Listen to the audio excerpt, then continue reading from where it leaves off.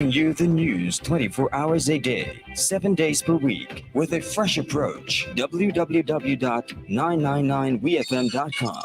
WeFM News, online, on demand.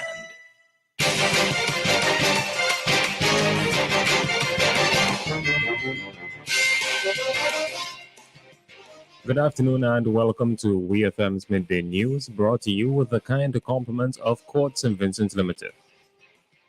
We got stoves, cook it, fry it, bake it, stew it, poach it, eat it, drink it, slurp it. At Quartz, you can get it. We got fridges, slurp it, chill it, freeze it, store it, crisp it, pack it, and stack it. At Quartz, you can get it. Wash or dryer it, wash it, fluff it, spin it, dry it, clean it, fold it, wear it, assort it, and soak it. Rinse it, load it. SDA gon' make you blend it, crush it, toast it. At Quartz, you can get it.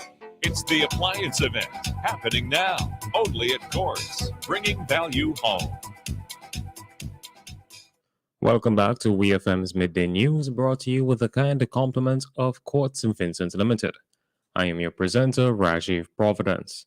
First, on the local scene, trainees of the Youth Empowerment Service Program (YES), who were attached to the Milton Cato Memorial Hospital, the MCMH, and the Royal St. Vincent and the Grenadines Police Force Band received certificates of completion during two separate award ceremonies on Tuesday, June 20th. The YES program is a one-year job attachment program geared towards providing employment and job-related training to unemployed people between the ages of 16 and 30 years. Speaking at a ceremony at the MCMH, Ambassador of the Republic of China on Taiwan, His Excellency Peter Shalilan, said the government of Taiwan has been supporting the YES program for the past 20 years, recognizing that it is a program of merit. The Taiwanese ambassador thanked the stakeholders involved in the process for their hard work and congratulated all the trainees on their completion of the program. Meanwhile, Minister of National Mobilization Dr. Aranda Brewster said he is looking forward to welcoming the new cohort of trainees while pointing out that there will be some adjustments to the program commencing with the new cohort. Minister Brewster pointed out that some of the YES participants would also be enrolled in the Youth and Adult Training for Employment Program (YATE) to ensure that the trainees also receive technical and vocational training in addition to the certified YES program. The Royal St. Vincent and the Grenadines Police Force has issued a wanted bulletin for Cole Oliver of Polyard, Annisville. The RSVGPF says that it is carrying out investigations into several offenses where the subject is a person of interest. The public has been advised that he is a Vincentian national who is to be approached with caution. Cole Oliver is described by police as slim-built, with an oval face, thick lips, 5 feet 3 inches in height, has a dark complexion, and brown eyes. Police are soliciting the public's assistance in locating Oliver.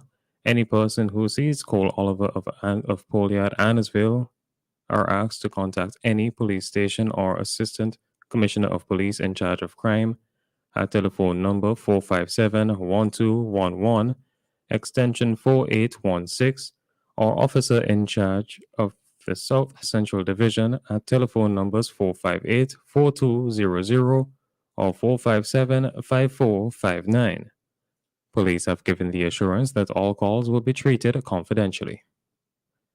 Still on the local scene, fisherfolk and other users of the seas have been urged to be extremely careful as the tropical storm watch put in effect for St. Vincent and the Grenadines continues.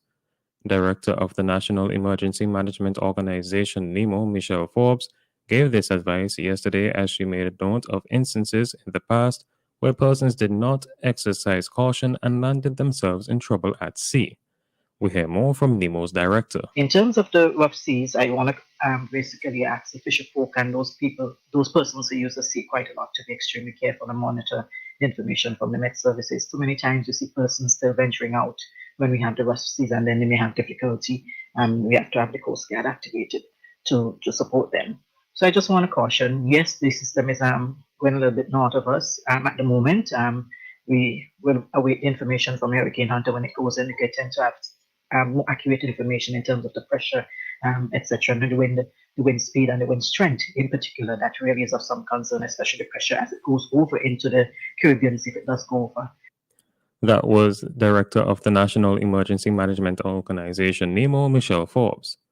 Ms. Forbes made a special appeal to residents in the northern part of the island to be alert, but noted that citizens all across St. Vincent and the Grenadines should be on the alert as the storm watch continues. On to news in the region. The World Health Organization, the WHO, has certified Belize as malaria-free following the country's over 70 years of continued efforts to stamp out the disease.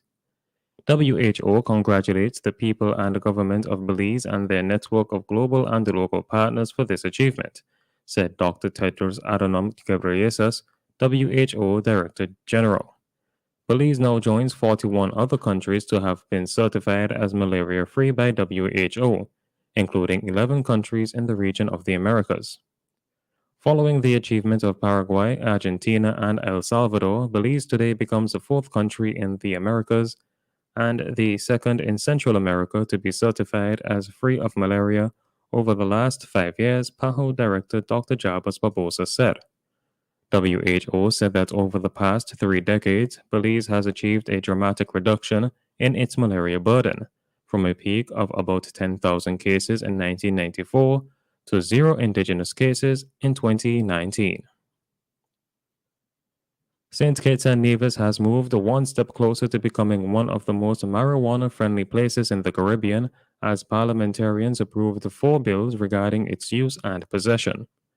The Smoking Bill 2023, Drugs Bill 2023, and the Rastafari Rights Recognition Bill 2023, and the Freedom of Conscience Cannabis Bill 2023 were unanimously approved by members of Parliament during yesterday's National Assembly sitting.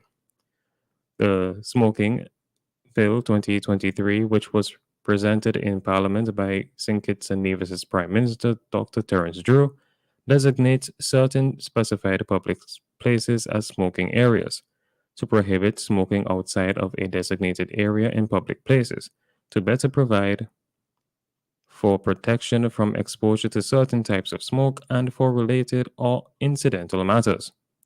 St. Kitts and Nevis' opposition leader Mark Brantley said he was concerned the bill would encourage islanders to operate vehicles while under the influence of marijuana. On the international scene, Australia's internet safety watchdog has given Twitter 28 days to clean up toxicity and hate on its platform, threatening to fine the company if it fails to comply. Twitter has become Australia's most complained about platform since Elon Musk, one of the world's richest people and a self-proclaimed free speech absolutist, took over last year. The firm subsequently lifted bans on a reported 62,000 accounts, including those linked to people spouting Nazi rhetoric, and e-safety commissioner Julie Inman Grant said the platform was now responsible for 1 in 3 complaints about online hate in Australia, even though it has fewer users than TikTok, Facebook, or Instagram. Inman Grant, who once worked for Twitter, gave the company 28 days to show it was serious about tackling the problem or face fines of 700,000 Australian dollars for every day it missed the deadline.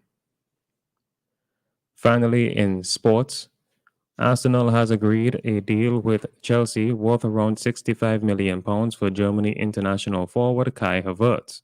It is understood the clubs have made an agreement in principle that will allow the player to discuss personal terms and have a medical.